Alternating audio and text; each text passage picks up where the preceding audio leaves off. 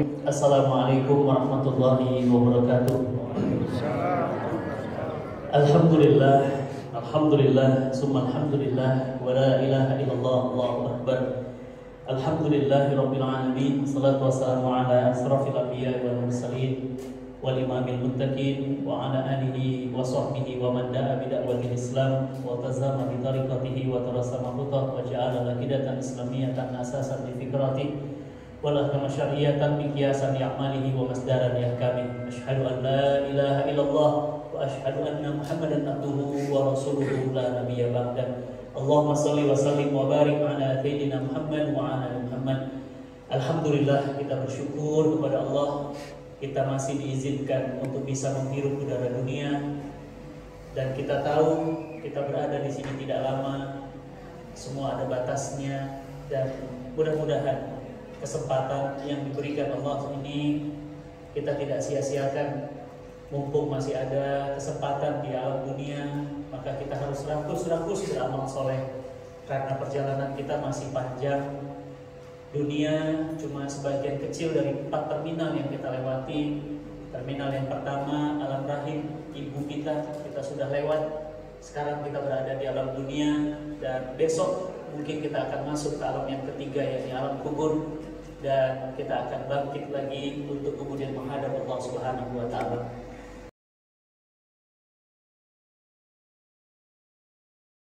Besar yang mengajarkan kita untuk apa-apa serta Allah dan Allah.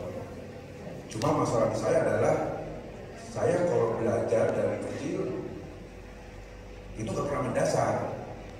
Itu selalu yang sifatnya harian. Ini gimana? Jawab. Ini gimana? Jawab. Lalu bagaimana ini saya ini bisa kuat? Bisa apa Allah gitu.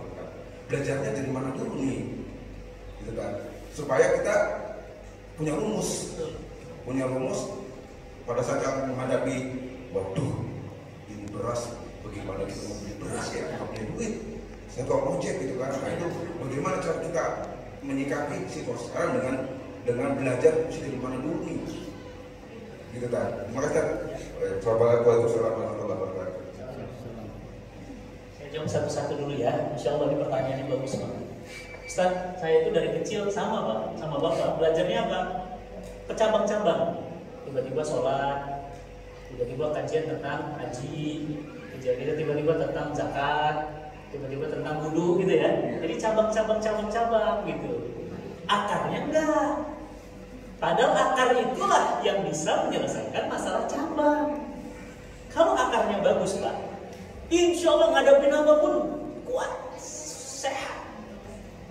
Ya, pertanyaan beliau ini, bagaimana caranya? Nabi Shallallahu Alaihi Wasallam ketika di kota Mekah pertama kali itu yang dididik itu akidah dulu, iman dulu. Ya, jadi kalau boleh Pak, saya nyaranin sama DKM ada kajian tauhid atau ma'rifatullah.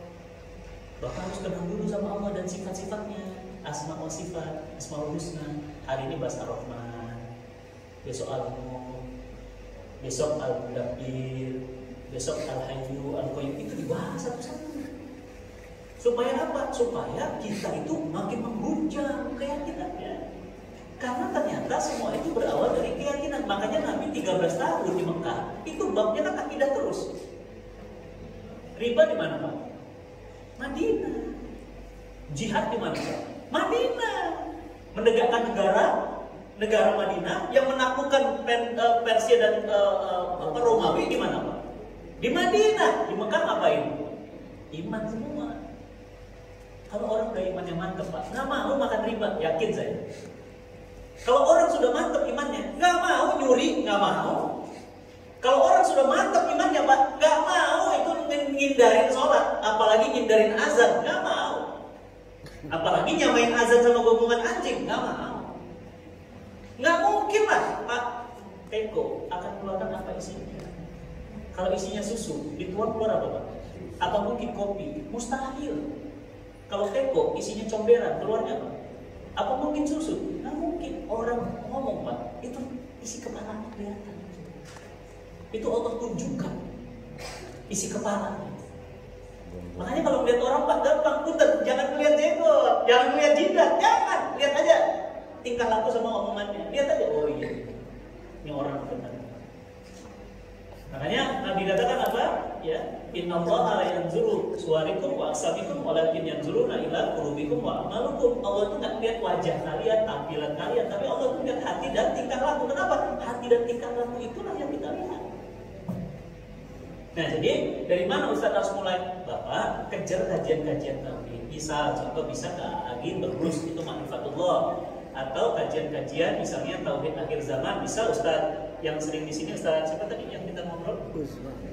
Oh, Ustaz Isan Tanjung, itu akidah tuh, bab akidah. Atau Ustaz Fahmi Salim, ini pulang dari sini saya ketemu Ustaz Fahmi Salim. Itu bagus akidah. Atau kajian akidah juga Ustaz Abdul Somad, wah di akidah. Ustaz Felixio apalagi? Ya, nah, cuma kalau diundang di sini Bapak siap-siap didatangin Banser. Ya. Nah, itu Ustaz Felix juga itu kan itu dalam hidup saya ada cerita lagi kan tahun 2002 Pak masuk Islamnya. Itu IPB Pak. Anak 38 Pak. Masih kakak kelasnya Pak. Adik kelas jauh Pak. 19. 38 itu kan berarti anak Bapak itu. 38 Pak, muda banget. Jadi rambutnya gondrong Pak. Anak agronomi Pak. Ya. Rambut gondrong, pakai sandal jepit. Dari Darmaga datang sama temannya dari Darmaga. Saya kan udah lulus. Dia nanya, di mana Tuhan? Apa buktinya Tuhan ada? Apa itu Quran? Tahu dari mana Quran datang dari Tuhan? Pokoknya kritikin temannya. Temannya nggak bisa jawab. Ya tadi Muslim turunan tadi. Apa kata temannya? Lu kalau mau nanya gitu sama guru gua dah. Siapa guru lu? Ustadz, paling gitu-gitu lagi ngomongin raka surga, bosen gua. Dia ateis Pak. Bapak ibunya Kristen, dia ateis. Dan cerdas, coba aja dia tahu cerdasnya luar biasa.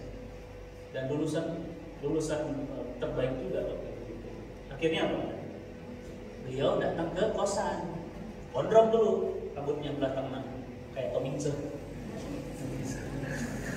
Mata sipit, badan kurus, gondrong, pakai sandal jepit, datang, belum ngucapin salam udah petentengan. Ini ustadznya. Ya kan lihat tampilan saya begini. Kan biasanya ustadz tuh kan udah tua, sepuh, pakai sarung, ya, bau parfum malaikat subuh gitu ya. Pakai sorban gitu, jenggotnya putih gitu. Ustadznya ini. Masa sih kata temannya, lu mah diskusi aja dulu. Akhirnya saya ajak makan, saya masukin kamar, kunci, ngobrol berdua jam 7 malam. Sampai jam 5 subuh. Ngapain? Debat di situ. Nggak makan, nggak minum, nggak ke toilet. Dia nanya Quran, kita jawab detail. Dia nanya tentang Muhammad, kita jawab detail. Dia nanya tentang Allah, kita jawab detail. Jam 5 azan. Allah. Gimana? Ada pertanyaan lagi? Saya mau sholat subuh dulu. Antum benar di sini. Saya udah pasrah, saya serahkan hatinya kepada Allah. Apa katanya? Dia pegang tangan saya, asyhadu an la ilaha illallah wa asyhadu anna Muhammadar Rasulullah. Langsung saya peluk. Oh, udah jadi saudara kita. Jadi sekarang Ustaz nomor 2 terradikal setelah hadir di sini. Entah itu versi siapa, Pak. Bingung saya siapa yang buat begitu. Radikal gimana, Pak? Ya Allah. Makanya saya tuh sekarang banyak dicontohin banyak. Kenapa? Ya, Felix aja dilarang, apalagi gurunya Felix. Makanya jangan bawa-bawa Felix ya. Jadi Bapak Ibu yang dirahmati Allah, jadi tauhid belajar Pak. Siapa lagi Kuming dan Nahandono gitu. Jadi belajar ke bab 1 dulu, bab tauhid dulu. Jadi Bapak buatin itu dulu tentang dahsyatnya tawakal. Pokoknya kalau nonton YouTube cari aja bab tauhid aja. Tauhid gitu. Jangan dulu bahas riba, asuransi apa, bukan itu ya, bukan nggak boleh ditonton, bukan. Jangan terlalu banyak itu dulu. Fokuskan ke tauhid dulu. Ya, bahwa tidak ada mustahil bagi Allah itu tauhid. Allah itu maha berkuasa atas segala sesuatu. Allah itu tauhid gitu. Tauhid dulu itu apa? Belief, mantepin dulu. Nah, kalau itu sudah selesai, baru beranjak ke perintah. Karena kalau ibu sudah percaya sama Allah, jalanin perintahnya mudah. Kenapa orang banyak yang rajin ke masjid? Tauhidnya bagus. Dia yakin. Dia sayang sama Allah. Dipanggil, dia datang. Kenapa ada orang yang depan rumahnya masjid kepleset nggak bisa datang? Siapa itu? Jamaah saya, juara dunia Pak. Namanya Adia Novali, ketik aja di YouTube Adia Novali, Fatih Karim ada obrolan tuh. Dia bisa angkat orang Pak. Dia bisa angkat beban 350 kilo. Juara nomor 1 Arnold Championship di Amerika, tanding dengan seluruh dunia. Badannya nanti kalau dibawa di sini, Masya Allah, 300 kilo bisa diangkat. Kakinya itu bisa dorong 350 kilo, bisa dorong 350 kilo. Rumahnya 50 meter depan masjid. Nggak jalan, Pak. Sampai nangis dia bilang, kenapa? Rumah saya 50 meter. Saya nggak bisa, tapi orang saya bisa angkat, Pak. 350 kilo itu kan berarti sapi, apa itu? Limosin, Pak. Mungkin berapa biji limosin diangkat sama dia. Masya Allah, badannya luar biasa. Itu kalau pakai baju nggak ada yang cocok, kan gede banget ini. Ya Allah, 350 kilo. Allahu Akbar, nggak jalan. Bapak kira ke masjid itu masalah otot? Bapak kira ke masjid itu masalah sehat? Bukan, Pak. Itu masalah hati, masalah ini. Ada orang sehat nggak ke masjid, Pak? Ada orang sakit, kemarin kakek tua, saya lagi di Jogja, pakai tongkat, malu saya jalan kaki dia. Bang, dari mana? Letak. Udah sepuh, Pak, ke masjid. Masjid itu bukan masalah otot, masalah iman. Berapa banyak yang motornya banyak tapi nggak jalan ke masjid. Ini pengajian ini. Siapalah saya, Pak? Ngapain Bapak mau datang? Itu kan masalah apa? Masalah iman, masalah belief. Mudah-mudahan dapat banyak insight, banyak inspirasi, banyak pelajaran. Mudah-mudahan setiap langkah, apa kata Nabi? Barang siapa yang melangkahkan kakinya menuju majelis ilmu, maka Allah akan melangkahkan kakinya menuju surga. Dan malaikat-malaikat Allah dikirim untuk memohonkan ampunan bagi yang hadir. Masya Allah. Ya, jadi Bapak babnya tauhid itu. Ya, jadi nanti kalau bab sholat gimana Ustaz? Ya belajar, cuma porsinya banyakin itu dulu. Ya, Ustaz Felix itu bisa diakses di YouTube banyak. Nah, cari aja bab-bab tauhid tentang iman, tentang apa itu, nanti Bapak nonton full. Oh, itu makin mantap, makin yakin. Nah, kalau udah makin yakin, akhirnya sehat, berani, siap mengambil keputusan apapun, nggak ada takut. Gitu ya Pak ya. Bunda.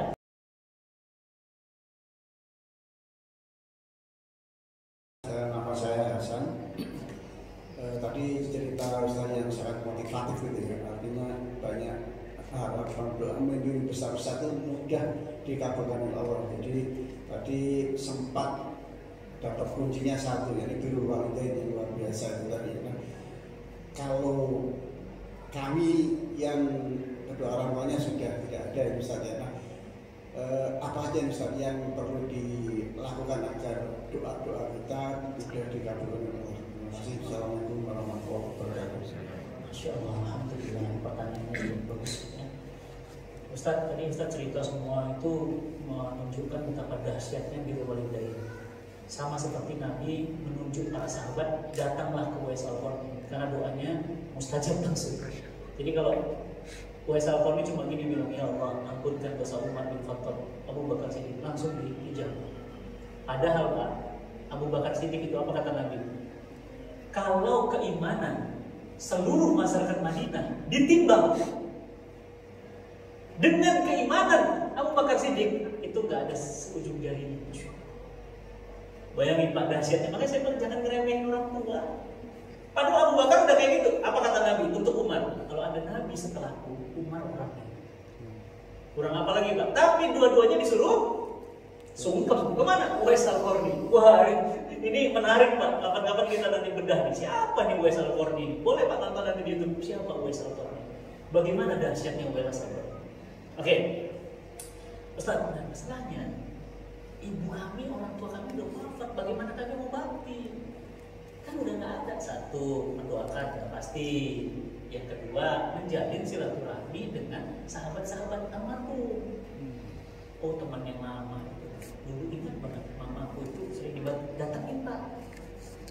Bu, apa kabar Bu? Sehat? Saya ingat banget. Ibu tuh sama ibu saya tuh baiknya minta ampun. Ini punten Bu, ada sedikit oleh-oleh dari Bu. Ya Allah nak, makasih lah. Ibumu udah gak ada tapi kamu ingat sama aku. Gak apa-apa, saya ingat kok. Doakan ibu saya ya, menjalin hubungan baik dengan orang yang berbuat baik dengan ibu kita, ayah kita. Yang ketiga apa? Berwakaf atas namanya. Ustaz Fatih, punten, saya wakaf ya 5 semen ke pesantren Ustaz Fatih. Masya Allah, atas nama siapa Pak? Ibu saya. Tolong diberikan semen. Atau Bapak langsung antar, main Pak. Main Bu, boleh. Ketik aja Cinta Quran Center, Bintaro, datang. Antar semen. Bukan buat saya gitu, buat ibu. Antar semen. Ustaz, saya bawa truk nih, ya ada batu bata 5.000 biji, silahkan antar. Ya, nanti Bapak Ibu main di sana, lihat aja santrinya. Nah, kemudian apa lagi yang bisa dilakukan selain itu? Yang bisa dilakukan selain itu adalah tadi keyakinan itu akan muncul pertolongan Allah, maka fokuslah pada bab tauhid, belajar lagi. Yang ketiga apa, Pak? Hati-hati, Bu. Ternyata yang menyebabkan doa nggak dijabah harta haram. Pantesan mau masuk uang ke ATM, kok nggak bisa masuk, nggak bisa masuk, nggak bisa ngambil saldo. Ini analogi saya. Ternyata di lubangnya ada sumbatan. Berarti apa yang Bapak lakukan? Tarik dulu sebentar. Apa sumbatan itu? Harta haram.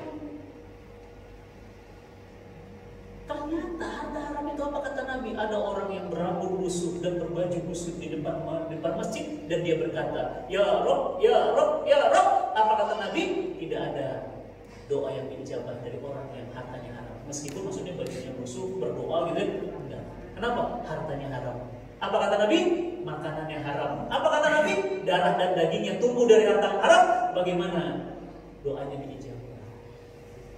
Ternyata Pak, salah satu rahasia saya juga lihat ya, ulama-ulama kita itu. Kenapa minta amplop dikasih? Minta amplop dikasih gitu. Ternyata enggak ada. Ya. Punten Pak, ini saya bangun bisnis ini.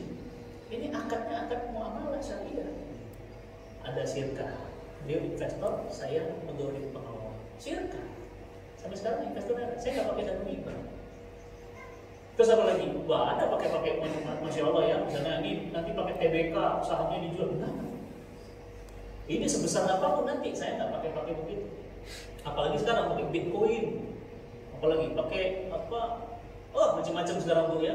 Cryptocurrency. Jangan Bang. Jangan. Sebab doa ditolak itu darah dan daging dari harta yang haram. Coba Ibu perhatiin, Ibu hati-hati. Suami, masalahnya harta haram itu menggiurkan Pak. Menggiurkan. Coba hati-hati Pak, ini hadis Nabi. Apa kata Nabi? Apa kata Nabi? Jangan kagum, jangan bangga dengan orang yang kaya dari harta haram. Apa kata Nabi? Jika mereka sedekahkan, tidak diterima. Aduh, itu pahit. Jika mereka simpan, nggak disedekahin, kena lagi.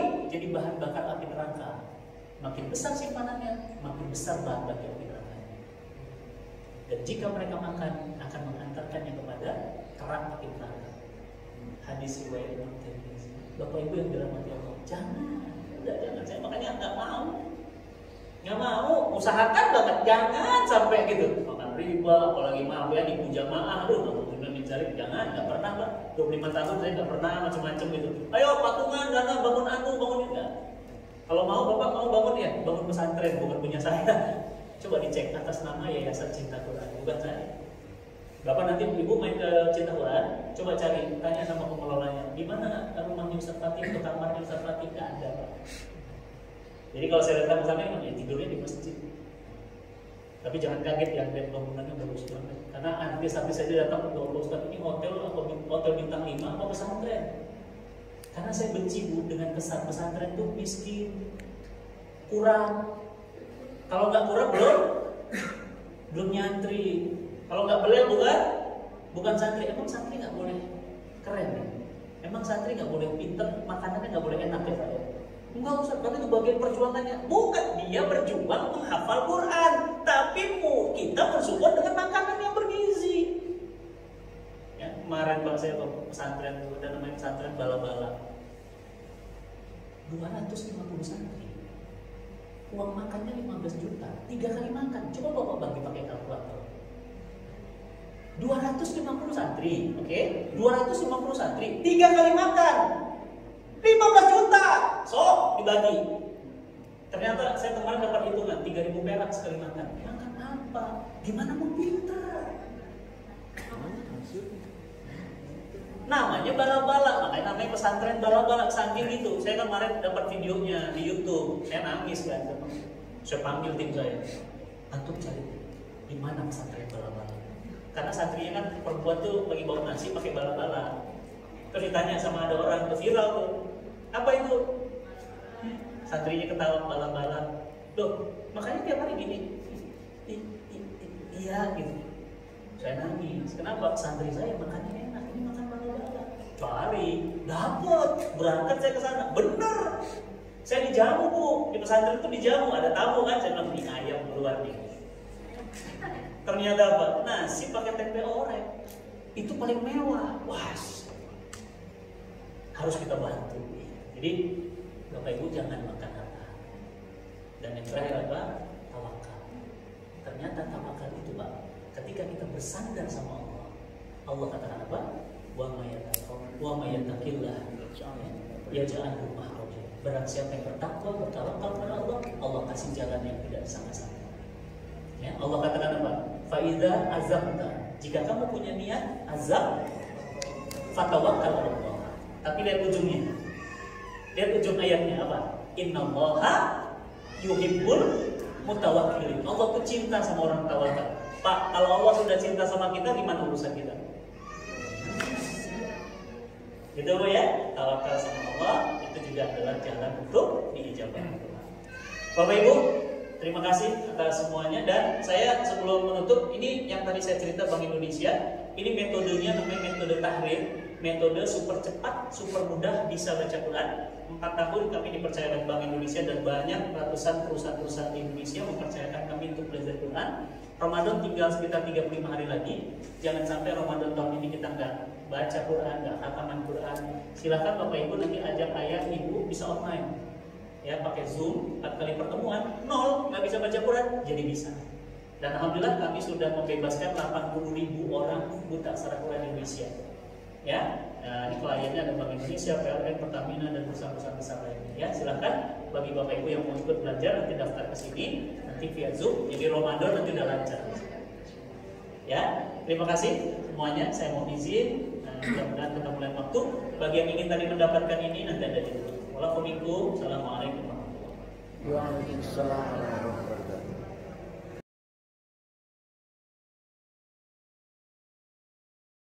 Waalaikumsalam.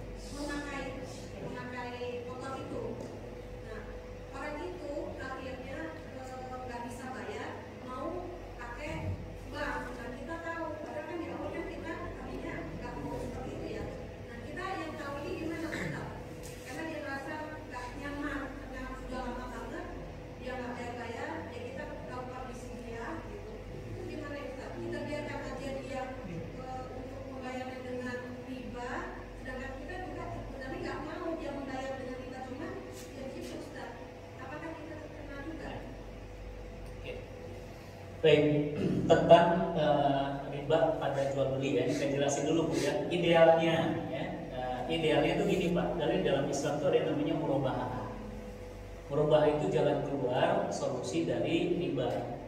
Jadi misalnya Bapak mau Scoopy misalnya harganya 15 juta. Ada 2 jalan, pakai riba, pakai non riba. Kalau pakai riba berarti apa? Pinjam ke bank, ya kan? Bapak bayar, cicil kan, gitu. Nanti Bapak nyicil ke bank kan gitu ya. Ya kan, nyicil ke bank plus bunga kan gitu kan. Nah, BPKB-nya ditahan kan? Masih ditahan. Padahal yang namanya jual beli itu, kalau jual beli namanya jual beli, berarti seluruh barang yang dibeli itu diberikan. Tidak boleh ditahan. Loh, nanti jaminannya gimana? Jaminannya barang lain, bukan barang itu. Itu pertama. Jadi Bu, yang kedua jalannya apa? Murabahah. Murabahah itu gimana? Bapak mau Scoopy? Iya. Bisa. Misal Bapak jual beli dengan saya beli Scoopy. Bapak kan nggak punya uang nih, ya kan? Scoopy 15 juta, saya beli Scoopy 15 juta, saya bilang, Pak, Bapak mau cicilnya berapa bulan? Bismillah Ustaz.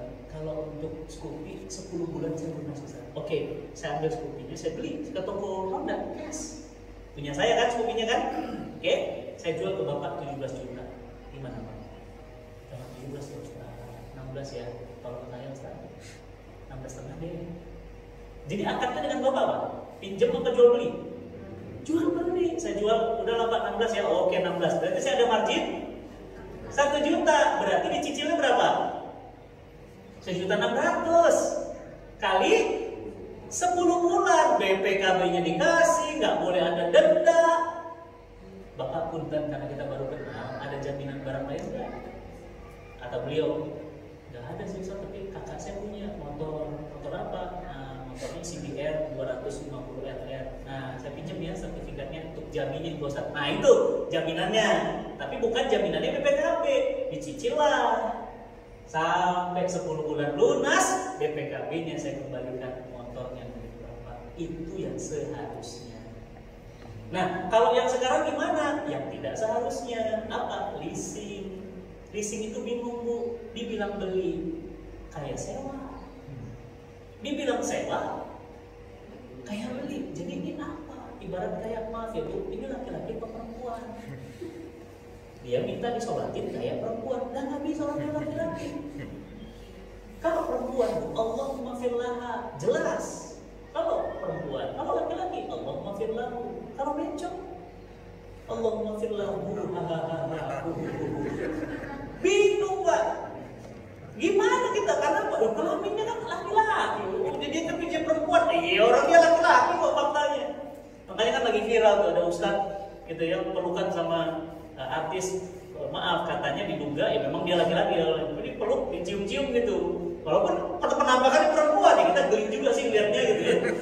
Maksud saya jangan begitu juga. Maksudnya ustaz itu mungkin pengen nunjukin nggak apa-apa dia mah laki-laki. Walaupun maaf ya ada dadanya, ada ininya. Tapi dia laki-laki gitu. Tapi ya kita juga jangan gitu juga maksud saya. Ya geli juga Pak, sesama laki-laki juga peluk cium-cium kita risih juga gitu, amin gitu ya. Ya kadang-kadang ini apa ya berita-berita itu ada Masya Allah. Nah jadi ini lah kita belum.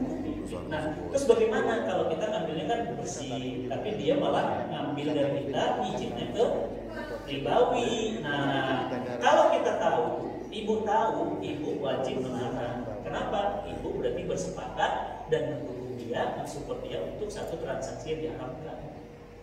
Kalau ibu nggak tahu, ya kan? Ya bagaimana namanya nggak tahu? Ya dia bayar, pokoknya dia bayar cicilannya, pokoknya lunas aja tuh motor, gitu kan? Ya kita nggak tahu, dan kita juga nggak nyari tahu. Kamu bayar berapa? Pokoknya bayar nanti, pokoknya ya udah diambil dari kita. Nah itu beda. Kalau ibu tahu dan ibu jadi saksi lagi, nggak boleh, karena kata Nabi riba itu 4, yang mencatat, yang kena itu 4, yang mencatat, saksi, yang memberi, yang memakan. Nah, jadi bagaimana kalau begitu? Ya tergantung. Kalau ibu tahu, ibu berhenti. Ya, harus stop dia. Harus ibu bantu. Bagaimana caranya supaya dia tidak berinteraksi dengan riba? Ya, oke.